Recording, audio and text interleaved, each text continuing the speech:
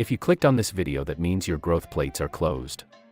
People say that you cannot grow taller after a certain age or after growth plate fusion, but that's not entirely true.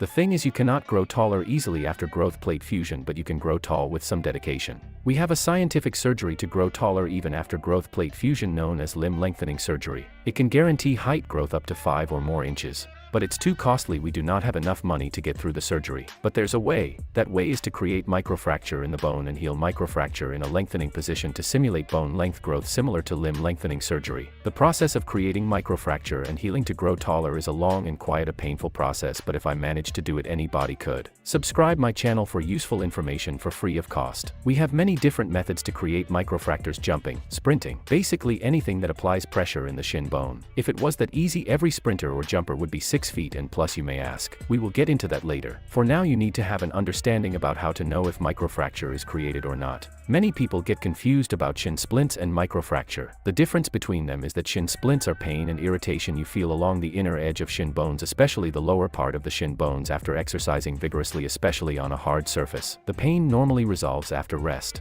On the other hand, microfracture pain is centered to the zone of the fracture, and whenever you run or jump using the leg with the fracture, you feel discomfort until the fracture heals. Usually shin splints are healed within a week or two, but the healing of microfractures will take 5 to 8 weeks. Hope you understood how to differentiate between shin splints and microfracture. Let's see how to create microfracture. For today we will learn how to properly create microfracture with the help of kicking. If you have ankle weights, wear that while kicking. If you do not have ankle weights, you need to perform these kicks 3 times as much to get similar results. And also, if these kicks are performed incorrectly, you may get injured or not even create microfracture in the right place, so pay attention. Many people perform these kicks incorrectly and have a problem in their knee, so the solution I found to get rid of the problem is to try to kick an imaginary ball. Just remember to keep your knee tight to avoid putting more load in that knee. You need to generate force from the end of the foot while keeping your legs straight. Just kick a ball, but with a frozen leg, if that makes sense. Different people have different bodies, so you could play around and figure out what works for you. But for me, that method kept minimal pain from my knees and gave me proper stress in the shin bone. I will show you a video example. Play a closer look.